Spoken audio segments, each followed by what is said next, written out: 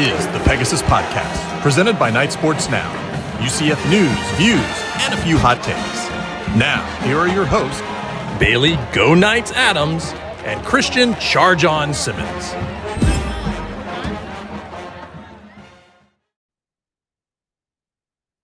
Welcome into episode 157. Be sure you're following us on Twitter at BaileyJAdams22, at ByCASimmons, and at Night Sports Now.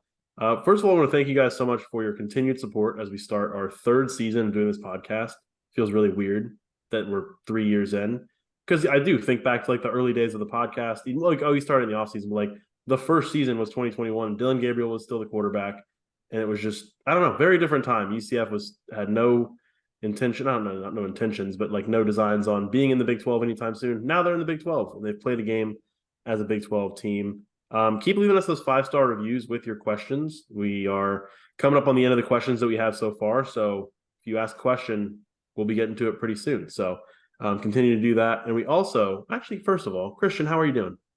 I'm doing good. Talking about our podcast being 3 years old, one of my favorite stats about our pod is that we offer between episode 1 and episode 4, UCF had a new head coach and a new athletic director, because we started the podcast. Yeah. Our first ever episode was about Danny White leaving, because that just like happened to happen. And then Joshua followed him shortly, and then Terry Mahadra came in, and then Gus, and man, we sort of snuck in on that last era. Why are you looking at me weird? Did you just call him Joshua? Okay. So I've kind of been calling him that in text recently, and I don't really know why. Like, I just kind of like, I don't know if I ever said on the pod, it's not like some like thing. It's like, ever since he went to Tennessee, whenever I talk about Tennessee in text, I call them the Fighting Heupels. I don't know why. And I'm just like, so now I feel like I have to call him something else, because I call the team the Fighting Heupels. Joshua. Yeah, I like it. Joshua left. Arthur came in as the new coach. That's right. How out there is that Gus's real name is Arthur? I was like, who's Arthur? It's out there, I think, maybe. It's not Arthur secret. Gustavo. His literal name. Like, I don't feel like I'm like Arthur Gustavo Malzahn. Yeah. I like it. We did want to say, actually, before we move on to our 5-star review question this week, we'll be doing a show on location in a couple weeks. We will. Feels weird to even say that. But we will be at Nights Out Pub after the Kansas State game. So UCF's Big 12 opener on September 23rd. We'll be doing our post-game show from Nights Out Pub, which is off of University on Technological Avenue, 3402 Technological Avenue. Looking forward to that. It's going to be fun. So come out there, see us, and our post-game pods are so unhinged.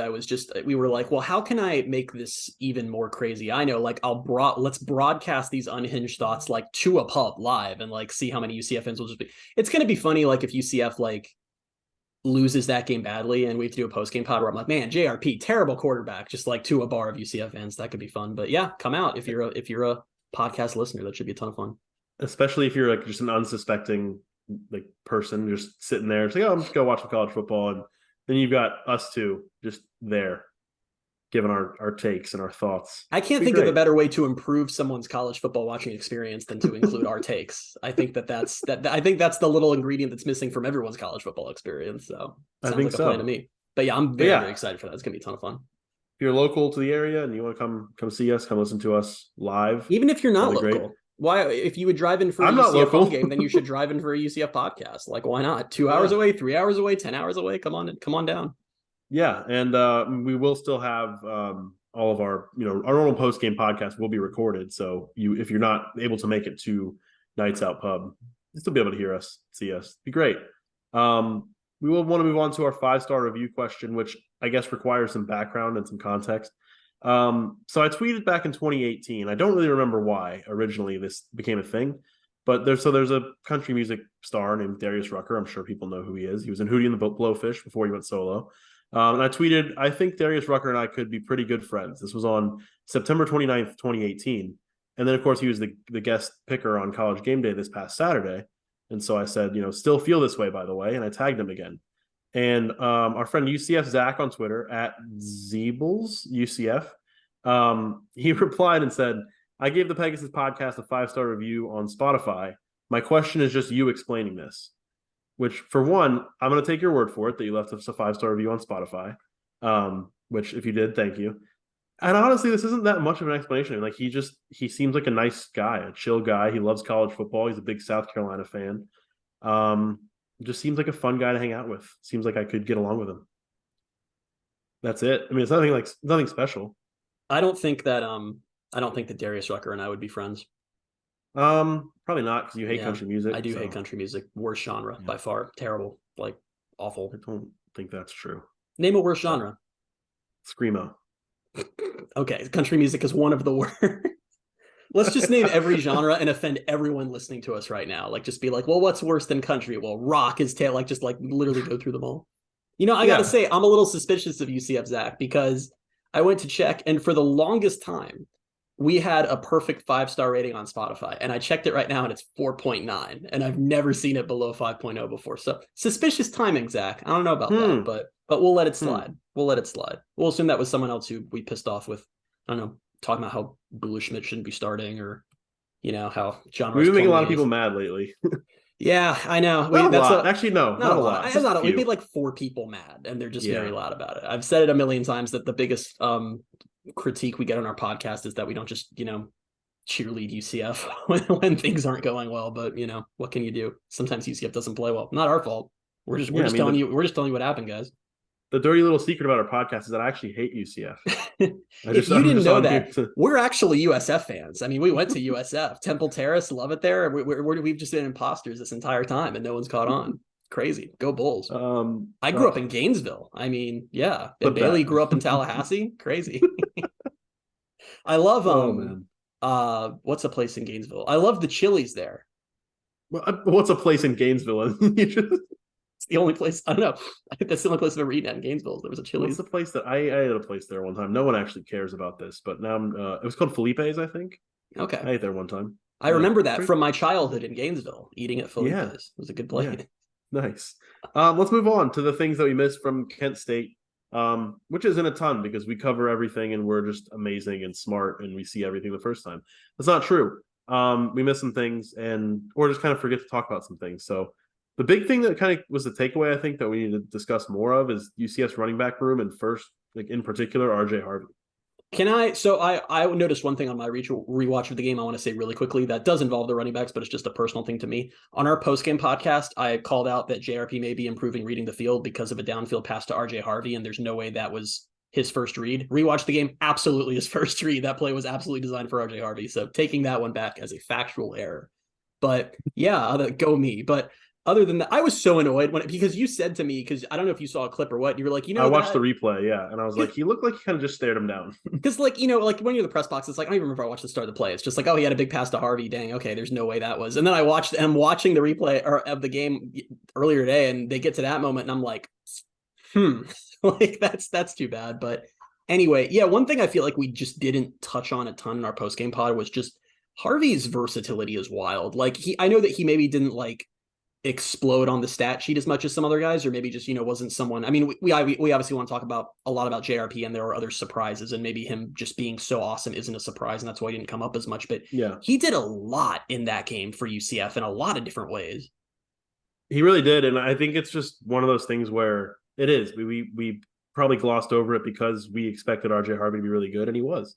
But yeah, I mean, he had some electric plays. He turned some short gains into longer ones, and was a part of the passing game, and he really was just a really, really good game from him. And I think like we came into this year, and this kind of can transition us into like the next part. It was like we kind of came in thinking like, okay, RJ Harvey, DeMarcus Bowman will be like the 1-2 split, and I think Harvey is just going to be the guy. And then behind him, there's just going to be like a good group, a good deep group. But that's the other thing, is that we've kind of talked about it. I think we might have referenced it on Thursday.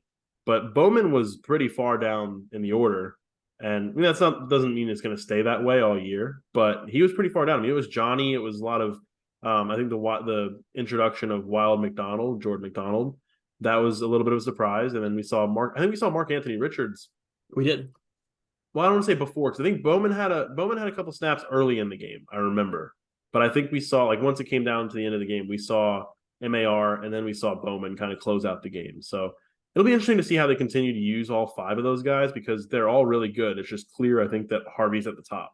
And it seems pretty clear that MAR is the one who's probably going to fall away in tighter games. Like, will we see him against Boise? I don't know. But I was surprised that they do seem to have roles ready for everyone else in that group. I mean, RJ obviously is going to be the guy. That's clear, and there's no issues with that. Although I will say that Johnny led the team in carries. I mean, and That was one of my biggest takeaways, honestly, was we talked about all offseason about how awesome Bowman has looked. And they have this two-headed monster in RJ and Bowman. And the journey of Johnny Richardson has just been wild. Like I'm old enough to remember the 2020 season when he was a true freshman and he fumbled a punt and Heupel basically put him on the bench for the rest of the season because it was just that bad. And it's like, the fact that he's now worked his way up to, I mean, we'll see how things evolve over the season. Everyone all the way back to spring talked about how good Bowman was. So I'd be surprised if he doesn't become more impactful when we saw him be in that game. But like, I guess we can kind of put Johnny in that category now too, just from his raw speed, like just another really good weapon that they're going to use a ton of. Well, I kind of feel dumb because I feel like I remember, I don't know if it was when it would have been, but there was a point in the offseason where I was like, I'm kind of surprised that Johnny Richardson's still here. I just kind of thought he would transfer at some point because it felt like he was going to be the guy. But I think it's easy for some reason to forget just kind of the playmaker that he is and like the ability he has with his speed, with his shiftiness to make things happen. And we saw a lot of that on Thursday. And I think it's definitely an asset to UCF's offense going forward. I mean, DeMarcus Bowman literally had the lowest yards per carry of any running back who got out there, and he averaged 5.8. Like, I know it's Kent State. I know that's a very bad team, but it's just like, I remember what was it that Gus would always say about Johnny last year? It was he needs to become an every down back, and that's the whole thing. And I still don't really know if he is. And I think that Hinshaw kind of seems like his take is just like, that's fine. He doesn't need to be. Like, we have situations where we like using him. He's fast as hell, and that's what we're going to do. Right. I don't think he needs to be at all. I mean, especially with the other guys. They have like four other every down backs. I mean, and it seems like Jordan McDonald's kind of the same thing. They're like, great. It's like they looked at the running back room and said, who's the closest to Bowser? Great. You're going to be in Wild Bowser now. And it worked. They ran it, 3 times in the game, and it worked every single time? Yeah, I think so. And short yardage, he's massive. It was one of those things where he came out there and I was like, who is that? It's a big guy. I was like, oh, that's Jordan McDonald. Especially because the number change and all that. But no, it was good to see, I think. And we talked about it, I think, on the podcast Thursday night, but they set a program record for yards per carry. I think it was like an 8, wasn't it 8 something? Yeah, it was 8.5 or something like that, which, shows like, again, Kent State, very bad team. Like, I feel like we do need to like have that perspective. Kent State, horrible at football, but still really bad. But when you look at what's happened across the Big 12 this weekend against some teams playing other teams that aren't as bad as Kent State, but are not on the level of the Big 12, like Baylor lost to Texas State, if you didn't know that as a listener. And the wildest thing about that game, because I watched like all of it because I'm insane, is that like Texas, it wasn't even like some fluky stuff is happening or Baylor's turned the ball over. Texas State just took it to them over and over and over again. They just didn't have an answer. So I don't know what to make of that, but you'll take GJ Kinney. I mean, there's the UCF tie. I mean, maybe he's just amazing. He brought in 50 plus new players. He just did this at Incarnate Word at the FCS level. But even though UCF is playing a bad team, I will take an opening game where like they just won like they were supposed to and just looked good, Yeah, which is, I mean, we can't move on yet because we have to talk one more thing. Just the UCF tight end position where I think coming into the year we looked at it as a strength. I think it still is a strength. I think there's just I haven't really gone back to thoroughly watch the game yet. I've watched some of the game back. But from what I think you had said, and some people were talking about on Twitter, Alec Holler struggled a little bit in the blocking game, which that caught me by surprise. I thought that was something that he was normally really good at. Could have just been a bad game. Could have been some different looks, but we did see a lot of Randy Pittman, which I think will continue to be a trend. I think it'll be by the end of the year. I'm not going to say he's going to overtake Alec Holler, but he's going to be out there a lot.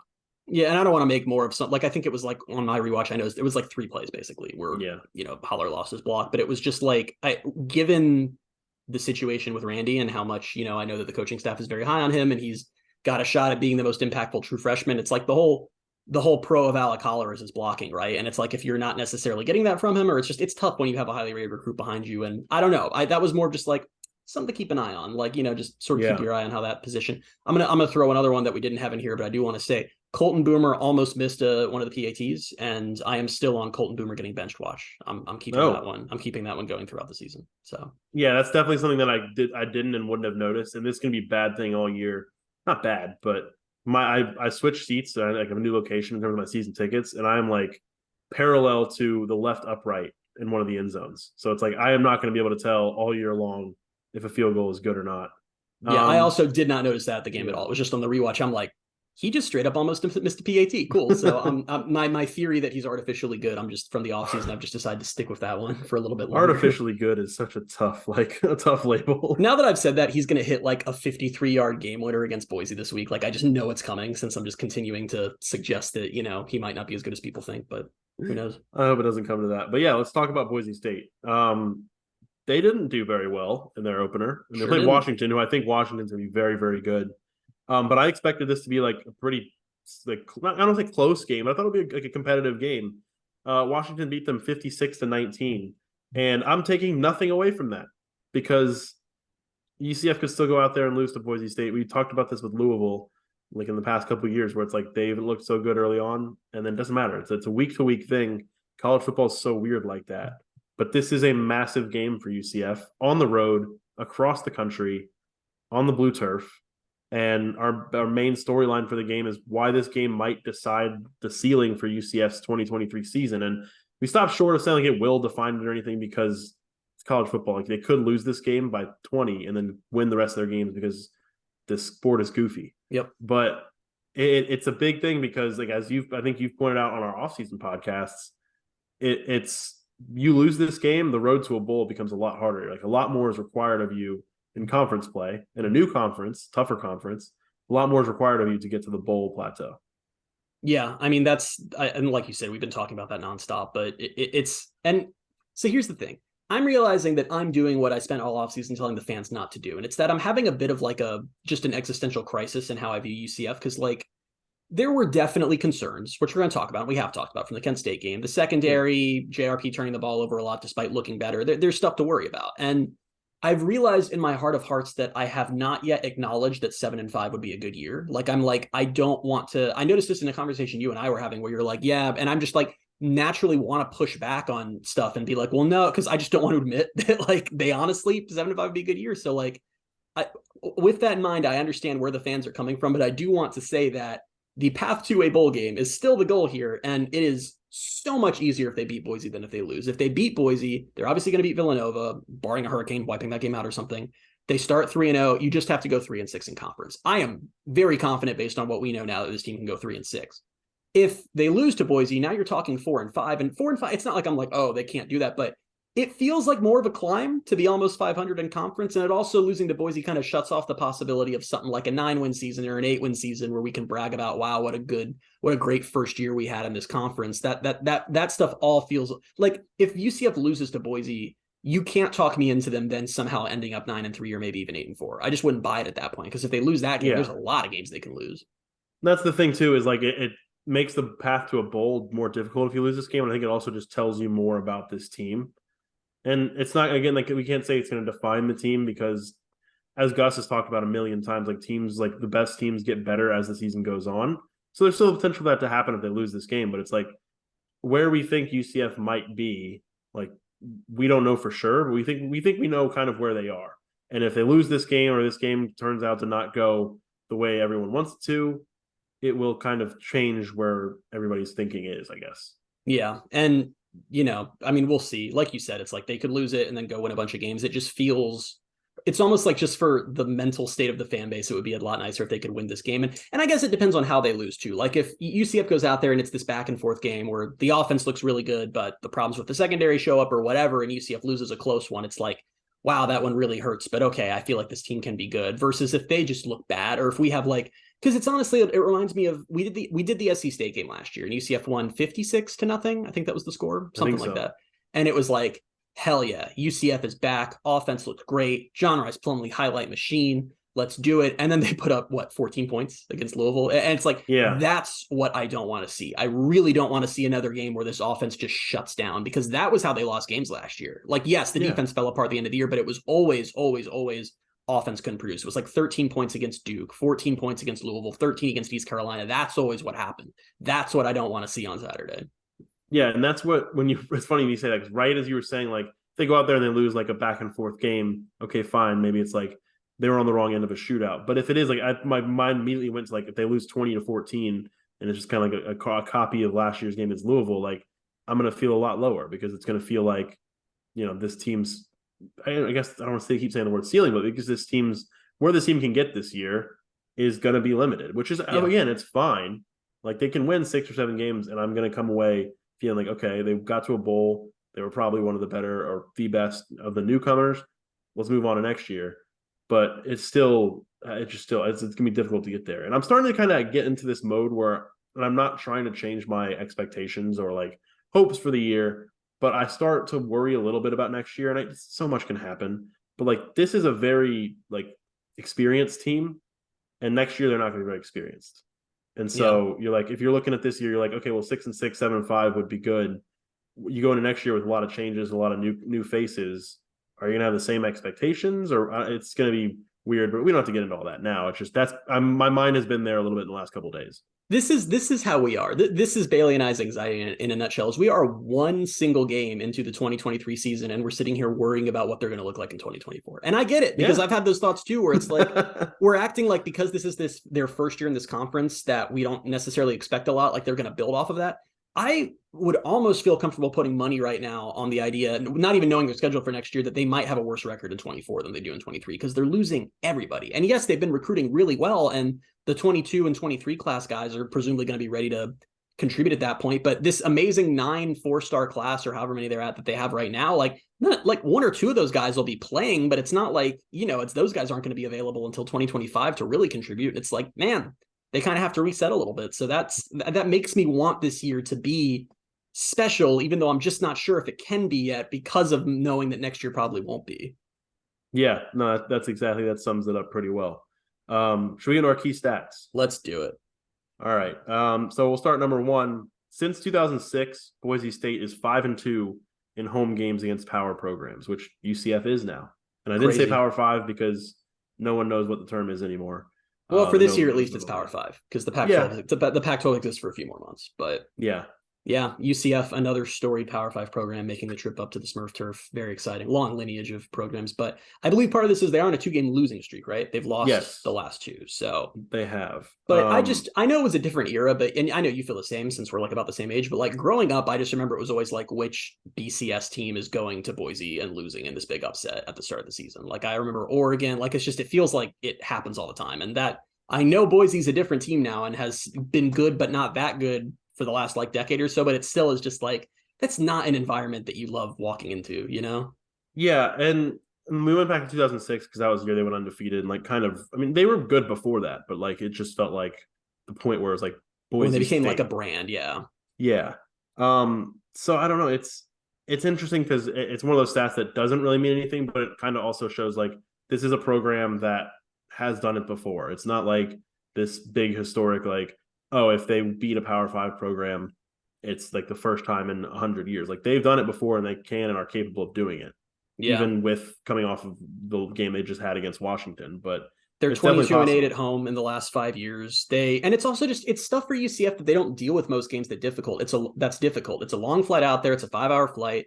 It's 2 time zones away, which is always tough. At least it's a 7 p.m. Eastern time kick, which should help, but it's a higher elevation. And it's like, you look on social media and Boise is like, sell out the stadium, and their student section are like, everyone show up, and they're doing like promotion. Like this is their big game of the season. And it's like, man, like that, it's probably going to be a tough environment. We know about all the other factors. So did you listen to the press conferences today? No, I haven't had time. So the most interesting part to me from it was that Gus said that they are going to go practice on a blue turf this week. Oh, at TMA? I'm assuming he didn't say where, but it has to be Masters Academy. I don't know where else. I don't know where else there's a blue turf around here, and I thought that was interesting because I don't know how much that impacts players playing on the turf. I don't know if it makes that much of a difference if it's just not what you're used to, but I'm for that. I think that at least they won't be like any kind of shell shock when they get out there. Yeah, I wonder what that is. Is it just the fact they're playing on turf, or is the color does the color impact things? Gus specifically said they're going to find a blue turf to practice on, so I don't think it was like turf. I think it was like the color part of it was what he was interested in. If that's what he said, it's absolutely the Masters Academy. Because what do you mean just go find a blue turf? Like I know the way he said it, and he said locally, we're hoping to go find a blue turf, and I'm like, I can't think unless there's somewhere I'm not aware of, it has to be Masters Academy. So let's go find one. They're gonna get like a bus, and they're just gonna drive around the city. Like, all right, everybody be on the lookout for a football field that's blue. We know where one is. Adrian Killens is an assistant coach there, or is he the head coach? No, I think he's the assistant coach. Garrett Kruzik, a former UCF. Former UCF player is the head coach, and I believe Mike Kruzik, a former UCF head coach, is his offensive coordinator. So I'm pretty sure that UCF won't have to look too far to find a blue turf. Think, where can they find blue turf? I just got this mental image of the team is all on a bus with binoculars and periscopes and stuff, just looking out the windows, does anyone see a blue turf? But wait, oh no, that's just the ocean. Dang. I don't know, but I found that interesting because I have no idea. Maybe it's the exact same thing. Maybe there's changes, but whatever, that works for me. I do remember they did something one of these years with Gus. I forget. I think it was when they were going to Cincinnati or going to Louisville, somewhere they piped a bunch of crowd noise into the field house. I remember that. And they were like, you know, whatever game it was, they then lost. And I was like, great job. So maybe this will hopefully not be like that. But I found that interesting. It's a unique environment, and it's a unique road game for UCF just from travel and elevation and crowd and field colors. So that stuff has me worried. Yeah. And so like we said, they have lost 2 straight games to power programs at what's it called, Albertson Stadium, I think, which Albertson's like, I don't even know if it's around in Florida anymore. I haven't seen Albertsons in forever. Wait, is that not just a person's name? Is that a place? It was. Yeah. What is it? It was like a grocery store, I think. Oh, okay. But so they lost to Virginia 42-23 in 2017, and then lost to Oklahoma State 21-20 in 2021. So those are the last 2 power programs they've hosted, and now UCF will be the next one. So we'll see. We watched that Oklahoma State game. Do you remember that? No. Oh, me neither. When was that? I mean, 2021, but we watched it together in Louisville. I have no recollection. Cool, me neither. Maybe I'm misremembering it. I swear that we watched that game together. Who knows? Anyway, we might have. I just don't remember anything. But yeah, you move on to the next key stat. Yeah, I think that's all I had for Boise being a scary place to play. Continue to talk about road games. UCF is 5-6 on the road under Gus Malzahn. Not exactly the best. Now, I will say that stat is skewed by 2021, where they lost every road game except Temple. But they also last year had some rough road performances. I think East Carolina is the one that stands out the most, where they just sort of fell apart. So it's worrying. This isn't we're basically 4 years removed at this point from UCF just being 5, really, from UCF just being comfortable winning on the road like it's nothing. So that's I don't know. This is a tough opponent. That has me worried. Yeah, because I'm thinking too, like, last year, I guess, was it maybe Tulane's the one game you can say, like, but still, I don't remember if the first Tulane game was that like crazy of an environment. It wasn't, and and I understand John Rice Plumlee like being hurt was the larger, and the defense deciding that it no longer cared about playing defense. Like, those were larger factors in the difference between those 2 games, and just that it's hard to beat the same team twice. But first Tulane game, I know because my parents were at both. The first Tulane game, crowd was terrible. There were not a lot of people there. Second Tulane game, which I went to, place was completely packed. Like, there was not an empty seat in the building. So yeah. I'm assuming Boise's gonna have a good crowd for this, probably. That's where I'm still kind of like, they haven't proven to me under Gus that they can win like a tough road game. Unless they haven't proved that at all. I don't think they have. Like, Tulane's the biggest road win they have under Gus.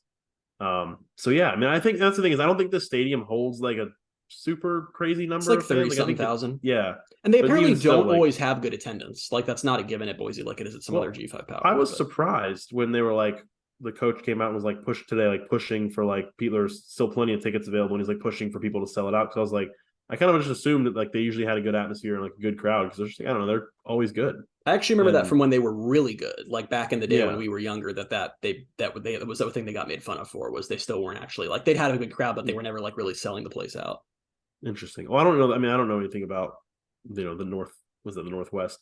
I don't know like what the population is like out there. I don't know how big of a school it even is. So like, I don't know if that's part of it, but yeah, I was surprised that it's like a big push, because it seemed like, I don't know, it just happened anyway. That aside, I think like I saw that tweet too, but I'm like, they're going to have a good crowd. I'm just confident, because they're billing this as their big game of the year. And it's like, yeah, the tickets might not have sold right now, but I'm sure they will by the time the game rolls around. So I don't know. I'd be surprised if they show up and the place is empty. Kind of going to look at this on the fly, but like, yeah, what are the other big home games this year? And they have their bigger games, like they have San Diego State on the road, Memphis on the road, San Jose State I think is usually like a decent conference game, but like Fresno State's on the road. So their home slate this year is UCF. Their home slate is UCF, North Dakota, San Jose State, Wyoming, New Mexico, Air Force. Yeah. So it's UCF. That's the game. The big one. Yeah. And that's the thing too, is like, that's why I kind of feel like they're dangerous. I mean, I felt like they're dangerous anyway, but they're coming off of a bad loss. They're coming back home. They want to get back to, they don't want to start 0-2. So like, it just feels like they're going to be scary. Yeah. And I don't know. I hope I'm wrong. I'm curious where you, excuse me. Sorry. I'm curious where you land on this. Is that because I've seen a lot of stuff. Wow. My throat is going. I apologize. Mine's doing the same thing. And I don't know why. Wow. This is great podcasting. Anyway, sorry. The thing that I wonder about, because I've seen a lot of fans on both fan bases tweet this over the last few days, is like, oh, Boise State, they just got beat up on by Washington. they don't want to start 2-0. They're going to be playing pissed and they're going to want to win. And I'm curious where you fall on this. Like, how much of a thing do you really think that is for teams? The fact that they lost the previous week? Yeah, the concept of the result the previous week influencing how well they're going to play, not based on like practice or execution or fixing things, but on like motivation, you know? I trend towards not thinking it's that much of a thing, but I don't know. I don't know. I never played college football, so you'd have to ask a player, I guess, but yeah, I just feel like it's maybe not the biggest thing, but I feel like it's a natural human thing. Like people hate to lose. So like when you go out there and you lose, especially in the fashion they just did, they're like, there's probably some element of it where it's like, all right, we need to get back on track and we need to prove that team that lost by however many points that is, 30-something points, that's not who we're going to be this year. I don't know. I feel like it's the thing. I don't know if it's like a huge thing because it really does come down to execution and game planning and all that stuff and the other kind of intangible things. But I guess part of it is I just feel like it comes across as lazy analysis sometimes, like when a team loses or wins a game and it's like the stereotypical, it's like, oh, that team just wanted it more, or like, yeah, they were really playing with fire. It's like, yeah, it's definitely not that this team had like twice as much talent as the other team, or definitely not that this team has a way better coach, or I don't know. Boise State got blown out and I didn't go to, oh man, now I'm worried because they're going to be playing pissed. Like, it's just like, well, I think they were going to want to beat UCF either way. So I don't know how much has changed there. And I think I'm essentially just as worried. And I don't think it's because like, oh, that's why. I think I could be proven wrong. It's 1 week and one game, but I think Washington's obviously a really good quarterback in Michael Penix, but I think Washington's gonna be really good this year. And Boise also hung with them for most of the first half. It wasn't like just a start to finish blowout. It was things got out of hand and they crumbled. And so that's why I'm not going to take that result and be like, oh, this is like Boise State's not very good. Like, it's just, I think Washington's really, really good. And Boise State could easily come back and be really good. After 2 straight years of Louisville, we're sure as hell not doing that again. Where Louisville gets blown out. We're like, easy win. I've learned my lesson to an extent. You can't learn. Week 1 is worthless in a lot of ways from things. Okay, we learned Colorado isn't going to go 2-10. Like, but other than that, it's like, what did we really learn from week 1? Okay, we learned that Baylor might be bad, but for the most part, you just like can't learn a lot from the first week, Yeah, and it's like the same thing happened last year, and this is my level of coping in terms of like following LSU. LSU lost to Florida State to start last season and went to the SEC championship game. Like, they lost last night pretty badly. And I didn't really move. Like, it was annoying because I didn't want Florida State to win, especially just because I don't like Florida State. But it didn't really move me because it's like, all right, there's 11 games left. The whole conference slate's ready, and like, it's week 1. Like, especially there's some programs when you're at the Power 5 level, you can benefit from the fact like if you lose a game early and then you run the table or you get to the point where you win a lot of games, you're going to be ranked. So like, that's the thing with UCF too, is like if they lose to Boise State, that would suck, but they have a good rest of the season. They finish 8 or 9 wins. They're going to get ranked. Not saying it's going to happen. But... They lose to Boise State. They beat Villanova, obviously. If they then go beat Kansas State, all's forgotten. They'd probably be getting votes at that point. Like, it's different at the Power 5 level. You're right. And yeah, but it's just, I don't know. Boise State getting blown out did not make me any less scared of Boise State at all. It's just we don't know how good Washington is. And and the other thing about Boise State is that they're never bad. So I just don't buy that they're suddenly like, they're never like, when was the last time they didn't qualify for a bowl game? I mean, they win 10 games most years. It's been a long time. I mean, so it's like, if you're gambling on your takeaway from that game being, I don't think Boise State's very good this year. I think you're probably gonna end up wrong because they're very rarely not good. Probably. Yeah. What's funny too is we've talked, the first 2 key stats have been a lot about the road atmosphere, being on the road, and I feel like we've barely talked about the game itself. Yeah, the actual game itself. And I think something that we can really now move on to is this third key stat, which is that against Washington, Boise State allowed 7 passes of 25 plus yards and 2 passes of 40 plus yards. So a lot of this downfield passing worked for Washington, and it seems like Boise State's secondary is susceptible to that. They're maybe not the best secondary. Like, I think UCF's not the best secondary as of right now, but they looked, at least, I don't know what the word I'm looking for is. They looked vulnerable there. That's what I'm looking for. They looked vulnerable. Now it's up to UCF. Can UCF exploit that? It's also something where you're like, okay, well, maybe Boise State comes back and is something where they're playing different guys. Maybe it's a UCF situation, or that they weren't just that bad. That just happened. It was that game. But if UCF can take advantage with vertical passing, that would be good. I just don't know. We haven't seen it yet. I just looked it up, by the way, and Boise State's last losing season was 1997. So again, wouldn't gamble on Boise being bad. That was not born. That was the year I was born. So, but yeah, I agree with everything you just said. And it's funny because we've been talking. I mean, I watched the game and a good chunk of the game. I was flipping around, and it wasn't one of those situations where, guys were like, mossing defenders, or I mean, Penix is good, or it's just like, wow, they're just that accurate. He's putting in a window. It's like Boise was just losing guys downfield a lot. Yeah. And all offseason, we've talked about vertical passing. We're going to stretch the ball downfield, and JRP looked more accurate against Kent State. And it's like, this is the game to prove it, because of course we could be wildly wrong. You never know. It's college football, but it feels like if UCF's going to win the game, and they're going to win the game easily, it's going to be by beating Boise through the air and just taking shots downfield. And I think I think we already knew that, but Kent State further proved it. I think they have the receivers to execute that game plan. I mean, Xavier Townsend looks awesome. Xavier Townsend looks like a guy that we're going to have a ton of fun watching over the next few years. Javon Baker, we know what he brings to the table. Kobe Hudson's obviously very good. They have depth there. We saw other guys get out there too. Trent Whittemore, I think, had a lot of snaps. So we know UCF has the personnel. It's just a question of if they can actually pull that off of JRP. And I'm hopeful they can. The one thing I will say is that you look at his PFF stats. He only attempted 2 passes of 20 plus yards through the air against Kent State, and one of them was a pick. I will say it's not like UCF really felt the need to air it out against Kent State. It's not like UCF felt the need to put a lot on tape against Kent State. So you take that what you will, but that feels like the big vulnerability to exploit with Boise here, and that's how they're going to win or lose the game, right? Are they going to be able to attack their secondary? And that's what I wonder about that is, like, they probably didn't really put too much out there against them.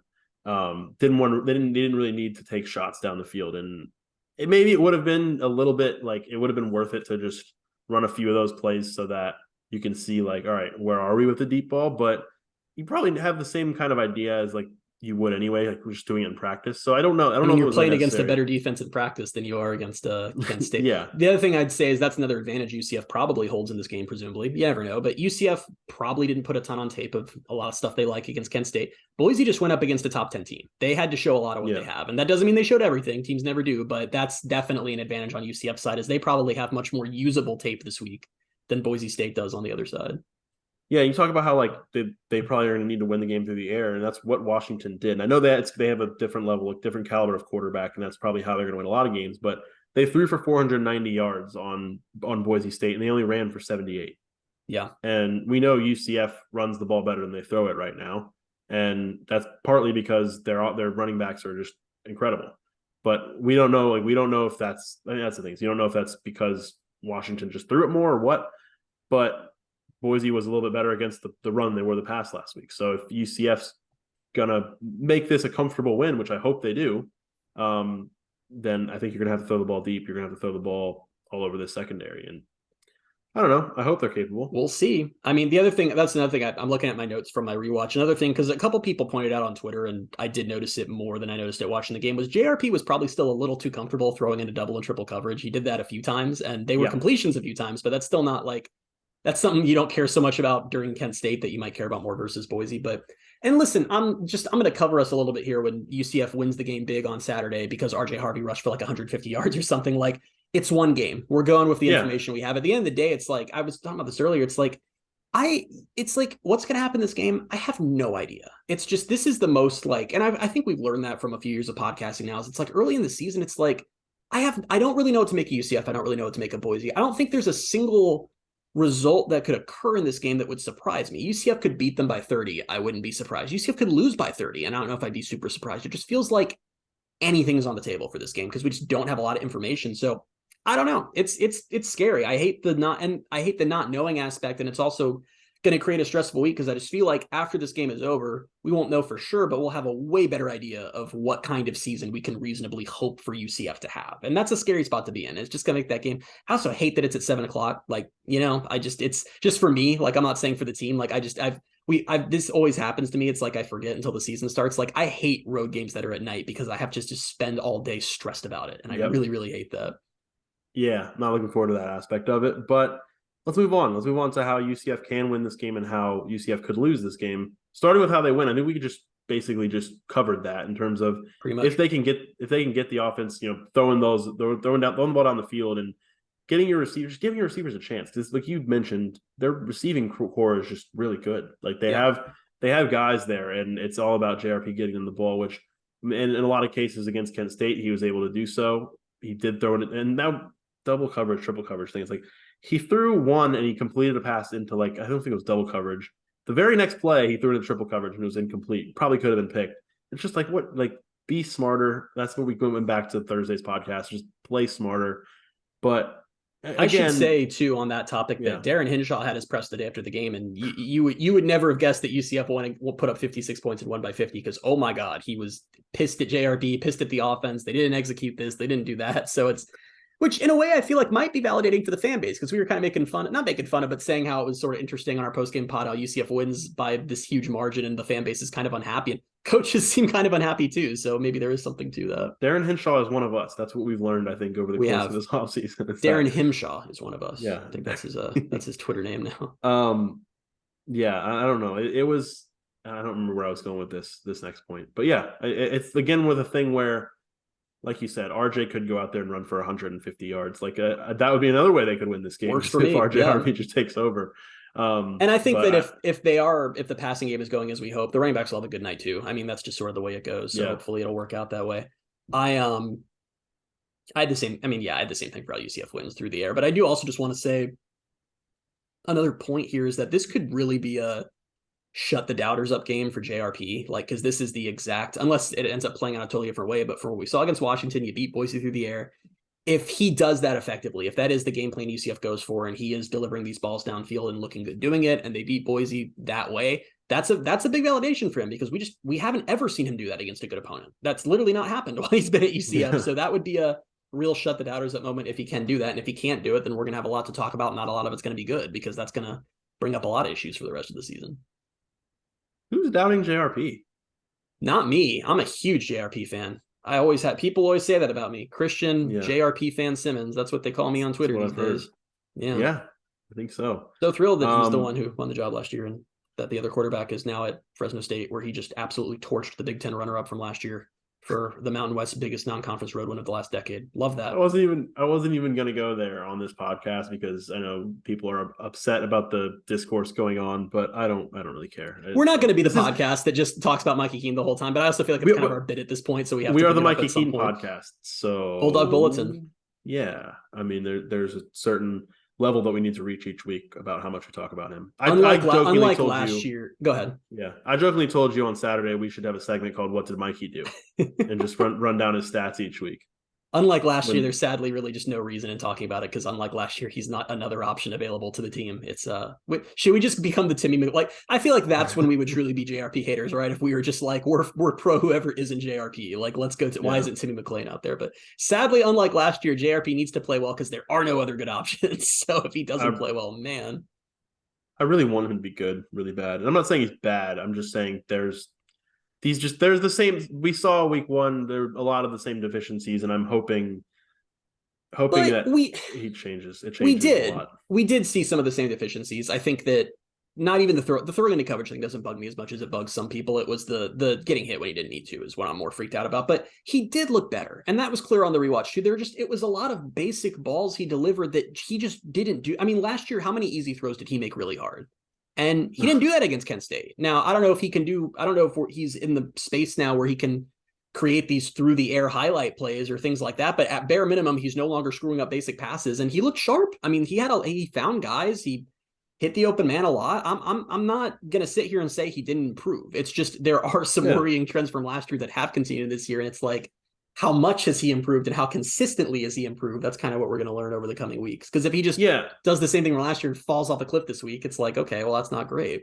And that's the thing is like, we probably didn't really touch on that enough or at all about this on Thursday. And even earlier in this podcast is like, part of the thing last year with him was that he would have a really good game. And if you want to qualify last week as a really good game, even despite the 3 turnovers, you can say, well, then he's got to prove that he can do it 2 games in a row. Because maybe toward the end of last year, he started getting a little bit better with that, but he still had some, I don't know. I was thinking he had a good game against Tulane, but then he didn't have a good game against Navy. I was going to say they lost the forgetting about the Navy game. Because the USF game, like before he got hurt, he was electric in that game. I think they would have won by a lot if he would have stayed healthy. But he just has to do it consistently. And that's one of those things where how UCF can win this game is if another way is if he can actually be consistent and make the easy throws easy and get the ball to his playmakers. And it's also just JRP being JRP. Like if you hit enough of those deep balls, then there's going to be, he's going to be in position to run and pick up 30 yards on the ground and, be able to hurdle defenders and look cool. So that's, it all goes hand in hand. Well, he looked cool when he did the hurdle. Hated it. Yeah. Made me want to bang my head against the table, but it was a very cool photo that came from that. So picture's very cool. how can UCF lose this game, Christian? Again, this entire podcast has just been, let's take everything that happened in week 1 and define the next week through it. Like Boise allowed a lot of deep passes. Okay, that's how UCF can win. How UCF can lose is if the secondary is bad again. And if that Kent State game was not them trying to get guys in the right places and more indicative of how the season's going to go, because it was even more clear on the rewatch. UCF secondary, I'm worried. They had a lot of rough moments, and they had some cool moments too. That Jordan Mask pick is my favorite UCF pick of the last couple seasons, but if Boise State can just go out there and this becomes some kind of shootout, or even if UCF isn't able to attack them through the air like we hope, and Boise State is able to do that, that's how I think if UCF loses. That's how I think UCF loses, if the secondary just can't compete and Boise puts up a ton of points. I'm not worried about the D-line. The only thing I'm not worried about the D-line. They need they need to get more pass rush. That's the thing. Is like they were really good against the run. I feel like they didn't. And I haven't really gone back and done a full rewatch, but I feel like they didn't get after the quarterback as much as I expected them to. But the concern is way more the secondary. And so that is again how UCF could lose this game, is if they are giving up big plays and they are not, if they give up more big plays than they're making. And that's very simple and obviously, very boiled down to just nothing. But that's how it goes. I mean, especially in an environment like that, part of it is if you're early on in that game struggling, and Boise State's getting some belief, which I'm sure they're going to have anyway because they're Boise State. It's not like there's some little program.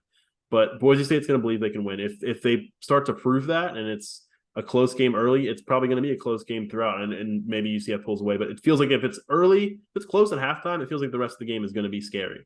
Like I don't just think it's going to be some blowout in the second half. But if you can get on them early and you put some big plays out there and you continue to make that secondary feel like, wow, we can't cover anyone, then they're going to probably fall apart because it opens up so much more for the offense, and it'll be just easier to score and keep your foot on them. That's it. But if it's close early, I'm going to be a little bit scared throughout the whole night. And I wonder what we'll make of a shootout if it happens. Like, what if both of these things come true? What if UCF lights it up? What if JRP finally shuts us up for a little bit and has a really good game through the air? These receivers make plays, but Boise's making plays too, and UCF wins this, like, I don't know, like 45-35 or 45-38. Like, I don't know what to make of the rest of the... They're ready for the Big 12. I guess so, right? I mean, that's kind of... I feel like the Big 12 doesn't play like that as much as they used to, but not as much as they used to, but then week 1 happened, and I was like, some of these teams are giving up a lot of points. You're not wrong. Yeah. But I'll be curious what we make of that, if that is what happens. I just... One of the things has to happen, right? Like, I don't want to end up in a situation where Boise State's moving the ball easily and UCF is just falling flat like they did against the Power 5 teams they played last year. Because every Power 5 team they played last year, and there were 3 of them, offense couldn't do much. And I know that Boise State's not a Power 5 team, but they pretty much are. I mean, I think that this is going to be a lot more indicative of how the conference slate is going to go than in the past, because I mean, listen, in any other year, Boise State would be at worst, like the second or third toughest game. And now we're acting like it's a game that's just kind of like a prelude to the Big 12. It's like, this is a Power 5 team in all but the name. We're going to learn a lot. And I'm afraid to find out what we're going to learn, to be honest with you. I hope we learn that John Rice Plumlee is awesome, and that Gus sat him down this week and said, I'm going to run out on the field and deck you if you take a hit again, and he won't take any hits. And maybe the secondary clean things up. We see more Braden Marshall. Nakai plays better. I mean, who knows? Maybe we'll be very happy this time next week, or maybe we'll be talking about how, fire the staff. Who knows? You just never can tell. Never can tell. What is your score prediction, sir? My score prediction is, I have no idea because I don't know what's going to happen in this game, but I went with 38-31 UCF. I'm thinking that the offense does enough to win, but the secondary is still a concern, and Boise puts up points. I gave another touchdown to the spread. I've had UCF 42, Boise State 27. Oh, so you have like that. Okay, I know that's not a blowout, but that looks like a blowout, right? I guess it's 15 points, 2 possessions. Yeah, but one score starts with a 4 and one starts with a 2, so that makes it a blowout, right? That's the way that works. Yeah. Also, pardon my take, like last week, they're talking about 31-17. It was only a 14-point game, but it was like PFT was like, it's the biggest 14-point deficit in football. Like, it's bigger than like 14-0. 31-17 is like crazy, like it's insurmountable. 31-17 does look like a blowout. It looks like one team was just way more dominant than the other. Yeah, I guess 42-27 feels like a blowout, but I don't think this is going to be a blowout. I hope I'm wrong. I hope it is a blowout in UCF's favor, but we'll see. We'll see. If it is a blowout in UCF's favor, here's what's going to happen, because the normal take would be, wow, UCF actually might be able to do something here. This is interesting. And my take will be, Boise's terrible and UCF has proved nothing. they're going to lose to Kansas State. Like that'll just be like how my brain processes that information. I can't win. I'm not going to be able to win at any point this season. Like UCF, we can get to a point in the year where they're like 8-2, and I'm going to be like, it all falls apart here. Like Texas Tech, they're going to lose there. Then they'll come home and lose to Houston. Like I'm never going to be able to calm down this entire year, no matter what happens. I'm always like that even when they're good. It's just, I never believe it.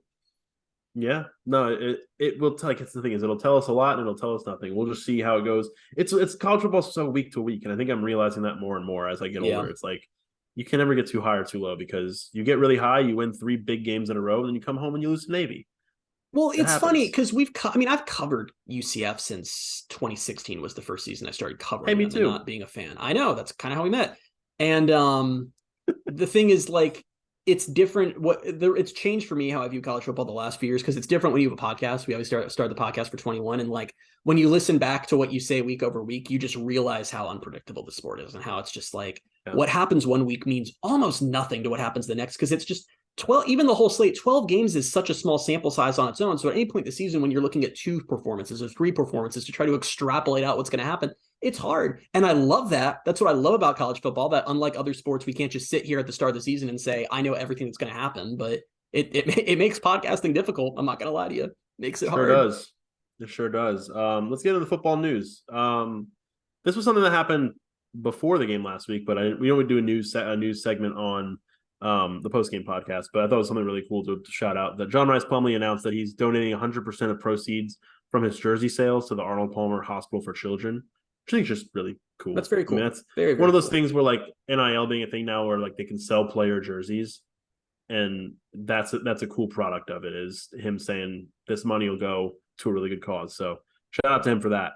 One more watch list we can sneak in here before the season started was Jason Johnson being named to another one, the William V. Campbell Award watch list. So let's just keep watching. I don't know what's wrong with my brain that I read that William 5 Campbell. I don't know why my brain did that. Was that your reason for the hand gesture?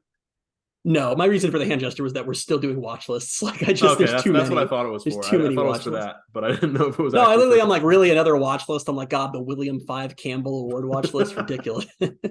Insane. A couple NFL things from former UCF players. Kalia Davis made the 49ers 53-man roster out of training camp, which I absolutely love to see. Awesome. I really, really liked him when he was at UCF, and I feel like it was such a like what could have been thing for him. He's a big what could have been player for UCF, and I really hope he has a lot of success at the next level, because he sat out last year, obviously with the injury, and just back on the 53-man roster this year. So that's really cool. Alex Ward made the Rams roster out of camp, and then Gabe Davis was named one of the Bills team captains, which I really like to see. Very cool. I hope he has a really big year. And then a couple of recruiting pieces of news before we get to the game of the week. Coco defensive lineman / offensive lineman Jacquez Joyner committed to UCF over the weekend. And then the bigger news perhaps is 4-star offensive lineman Eddie Pierre Louis. Do we ever decide if it's Louis or I have no idea, to be honest. Guess we'll find out if we're going to call him EPL from here on in. So English Premier League. And so he listed UCF in his top 5, along with Miami, Oklahoma, Texas A&M, and Oregon. And I believe Brandon Helwig said that Gus was at his game on Friday, right? Yep. Gus went to his game in Tampa. Tampa Catholic, yeah. Long time ago, like months ago, On3 did their version of a crystal ball to him to UCF. But it seems like I'm not saying they're not in it for him. I think they're very much in it for him, but like that's a tough list. And all of those teams want him very badly. So we will see if he can become put UCF into double digits as far as blue chip recruits. If he commits here, that'd be pretty crazy. Wild sentence. Yeah. Game of the week is UCF men's soccer, who is ranked in the top 15 right now. They might even, actually not before this game. I don't know when the rankings come out for soccer, but they're number 14 coming into this week. They're 3-0 after starting with the season with that big win at Clemson. They've won 2 more games. They're hosting number 7 FIU, who is 2-0-1 on Tuesday at 7:00. Big top 15 matchup. Huge at UCF, between UCF and FIU. So hopefully they continue to win and continue to climb up the rankings, because that'd be really cool. Really enjoy that. And Sunbelt plays right around the corner. I think it starts next week. They play West Virginia. We caught a few minutes of a men's soccer game because we were walking out of the volleyball game and just watched some of it from behind the fence. Yeah. So noted men's soccer fans, the Pegasus Podcast. A 3-1 win over NC State on Friday night. So that was a fun one. Tweet of the week. For tweet of the week, we're going to go over to the deep lands of Idaho for at Boise Corral the Corral, which is the official Twitter of Boise State student section, run by and for students. Sounds like a law firm. Come early, be loud, stay late is their bio. So I don't know why the Boise State student section has a Twitter account. But anyway, they decided to tweet, home opener week, wear blue, come early, be loud, stay late. Let's give a loud welcome. Use loud twice in 2 sentences. Good job, guys. Let's give a loud welcome to directional Florida to the blue. So I know that the directional thing has been like a long-running thing for UCF of like, oh, haha, you're a directional school.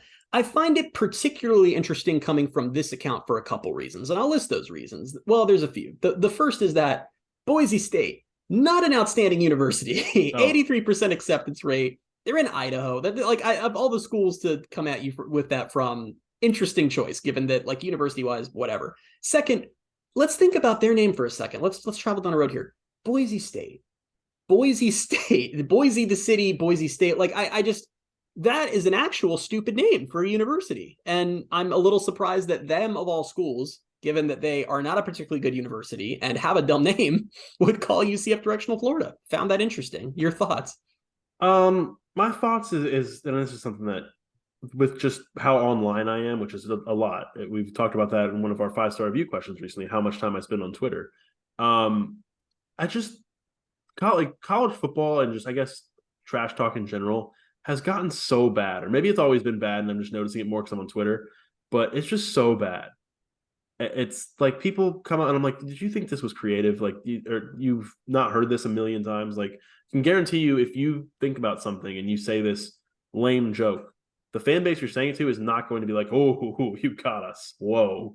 They're going to be like, we've heard that 1,000 times. Such a lazy this week. But like I said, I think it's like be creative. Like, don't be. But when like, because you see it a lot from Florida and FSU and Miami, and at least with that, I'm like, okay, those are very, very well known and very good universities. So like, it's a dumb tweet from them, but it's like, okay, but it's like when a school that isn't even a good school and also has a dumb name tweets it, I don't know what to make of that. I really don't. I also like someone, a UCF fan, replied to them and said, "What direction do you go when you go central?" Which I enjoyed that one too. I do like that. Also, shout out for my half tweet of the week because I didn't actually pull up the tweet. Was that idiot that tweeted about how this is like Florida State being good is the first time Florida's Pigskin had a good... Petey tweeted, "It's been at least 10 years since the state of Florida had a good college football team. Good to see the Noles representing the state. Clear cut." Which, on top of UCF winning 25 games in a row at one point in the last 10 years, they've also, in a separate season, won a Fiesta Bowl in the last 10 years. And also, Florida's been in the top 10 like 3 times. It was just a very, very, very been to self-centered two New Year's Six Bowls, right? 3. They went to 3 in a row. Right. Yeah.